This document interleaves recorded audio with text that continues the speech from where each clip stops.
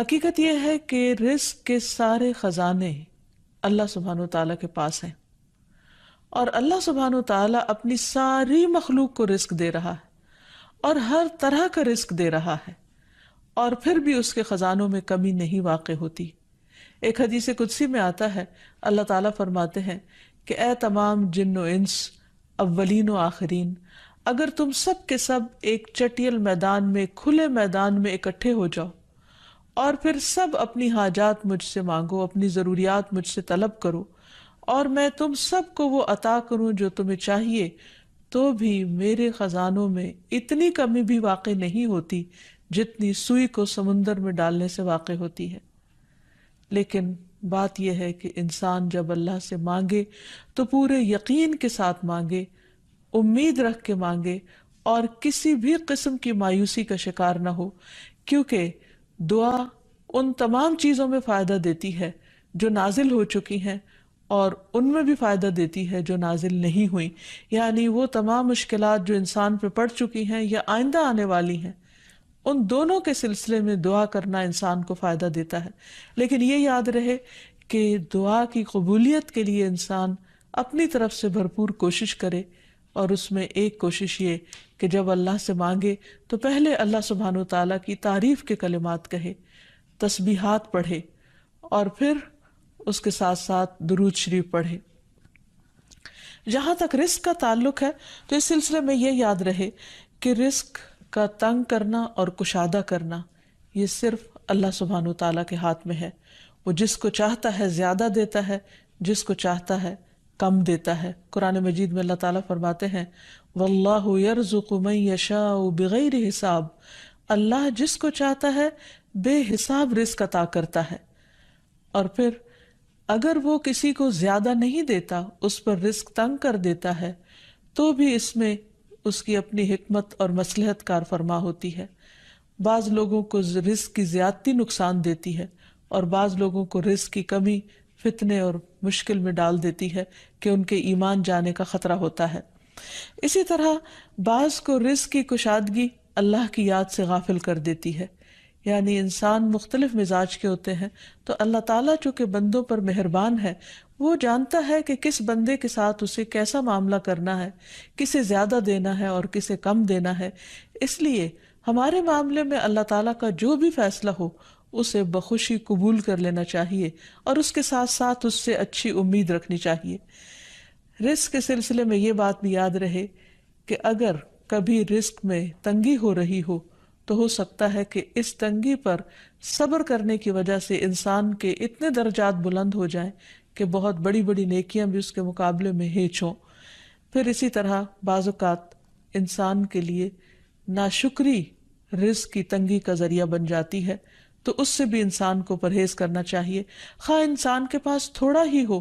تو بھی اس پر اللہ تعالیٰ کا شکر ادا کرنا چاہیے، کیونکہ اللہ تعالیٰ کا وعدہ ہے لَإِن شَكَرْتُمْ لَأَزِيدَنَّكُمْ، اگر تم شکر ادا کرو گے تو میں تمہیں اور زیادہ عطا کروں گا۔ کیونکہ ہر انسان جس کے پاس جتنا بھی ہے وہ عموماً کمی کا رونا روتا رہتا ہے۔ اسی لیے ہمیں یہ سکھایا گیا ہے کہ رزق کے معاملے میں ہم یعنی دنیاوی معاملات میں اپنے سے نیچے والوں کو دیکھیں کہ ان کے پاس کیا ہے، تو انسان کے پاس جو کچھ بھی ہو انسان اس پر راضی ہو سکتا ہے، مطمئن ہو سکتا ہے، خوش ہو سکتا ہے، اور اللہ تعالیٰ کا شکر گزار ہو سکتا ہے۔ اور یہ ہمیشہ یاد رکھے کہ اصل میں الرزاق تو اللہ تعالیٰ ہی ہے۔ اس لیے جب بھی رزق کے معاملے میں کسی بھی قسم کی کوئی مشکل ہو، اونچ نیچ ہو، تو فوراً اللہ تعالیٰ کی طرف انسان رجوع کرے اور اللہ تعالیٰ سے خوب خوب دعائیں کرے، کیونکہ وہ دعاؤں کا سننے والا ہے، قریب مجیب ہے، بہت قریب ہے اور ہر بات کا جواب دیتا ہے۔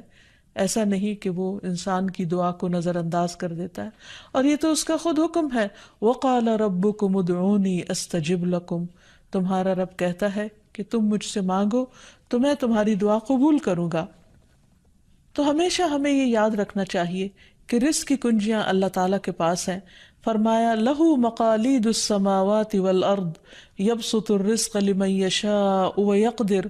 إِنَّهُ بِكُلِّ شَيْءٍ عَلِيمٌ، آسمانوں اور زمین کی چابیاں اسی کے پاس ہیں، وہ جس کے لیے چاہتا ہے رزق کشادہ کر دیتا ہے اور جس کو چاہتا ہے تنگ کر دیتا ہے، بلا شبہ وہ سب کچھ جاننے والا ہے۔ اور پھر تمام مخلوقات کے رزق کی ذمہ داری اسی پر ہے۔ فرمایا وما من دابۃ الا علی اللہ رزقها، اور کوئی جاندار ایسا نہیں کہ جس کے رزق کا ذمہ اللہ کے اوپر نہ ہو۔ کوئی ایک چھوٹی سے چھوٹی چونٹی اور اس سے بھی چھوٹی مخلوق، ان سب کو وہی کھلاتا اور پلاتا ہے، وہی زندگی دیتا ہے اور زندگی کے اسباب مہیا کرتا ہے۔ لیکن اکثر لوگ اللہ تعالیٰ کے اس اختیار سے لا علم ہیں۔ اسی لیے اللہ تعالیٰ فرماتے ہیں قل ان ربی یبسط الرزق لمن یشاء ویقدر ولکن اکثر الناس لا یعلمون، کہہ دیجئے بے شک میرا رب رزق فراخ کرتا ہے جس کے لیے چاہتا ہے اور تنگ کر دیتا ہے، لیکن اکثر لوگ علم نہیں رکھتے۔ یعنی بہت سے لوگ اس حقیقت کو بھول جاتے ہیں، اور جب ان کے پاس زیادہ آتا ہے تو وہ سمجھتے ہیں کہ یہ ان کی محنت کا نتیجہ ہے، یہ ان کی کوششیں اور ان کے سمجھداری ہے جس کی وجہ سے ان کو زیادہ ملا ہے۔ اور اگر کسی کے پاس کم ہوتا ہے تو عموماً لوگ سمجھتے ہیں کہ یہ اس کی اپنی حماقت اور بے وقوفی کی وجہ سے یا ناسمجھی کی وجہ سے اس کو نہیں مل رہا۔ حالانکہ بعض اوقات اللہ سبحانہ وتعالی انتہائی ناسمجھ لوگوں کو بھی بہت کچھ عطا کر دیتا ہے، اور بعض اوقات بہت زیادہ پڑھے لکھے سمجھدار عقل مند لوگ اپنے 2 وقت کے کھانے کے لیے بھی پریشان ہوتے ہیں۔ حقیقت یہ ہے کہ اللہ سبحانہ وتعالی جسے چاہے خوب نوازے، اور دینے سے اس کے خزانوں میں کوئی کمی واقع نہیں ہوتی، اور یہ اس کی اپنی مشیت اور اس کی اپنی چاہت ہے۔ وہ چاہے تو اپنے نافرمانوں کو بہت کچھ دے دے۔ ہم دیکھتے ہیں کہ دنیا میں بہت سے لوگ اس کی ذات کا بھی انکار کرتے ہیں، اس کے آگے سجدہ بھی نہیں کرتے، اس کی راہ میں کچھ صدقہ خیرات بھی نہیں کرتے، لیکن اس کے باوجود ان پر رزق برستا ہی چلا جاتا ہے، کیونکہ اللہ سبحانہ وتعالیٰ ان کو ڈھیل دیتا ہے۔ پھر اسی طرح اللہ تعالیٰ نے ہر ایک کا چونکہ رزق مقرر کر رکھا ہے، تو جن کے حصے میں زیادہ دیا یا زیادہ رکھا ہے، وہ ایسا نہیں کہ ضروری طور پر ان کی کسی نیکی کی وجہ سے ہی ہو، وہ اللہ تعالیٰ کی تقسیم کی بنا پر ہے۔ اللہ تعالیٰ کا اپنا فیصلہ ہے جو اس کے حکمت پر مبنی ہے، جسے انسان نہیں جانتے، کیونکہ اللہ تعالیٰ نے ہر انسان کا رزق مقرر کر رکھا ہے، اور جو انسان کے مقدر میں ہوتا ہے وہ اس کو مل کر رہتا ہے۔ اسی لیے جابر بن عبداللہ کہتے ہیں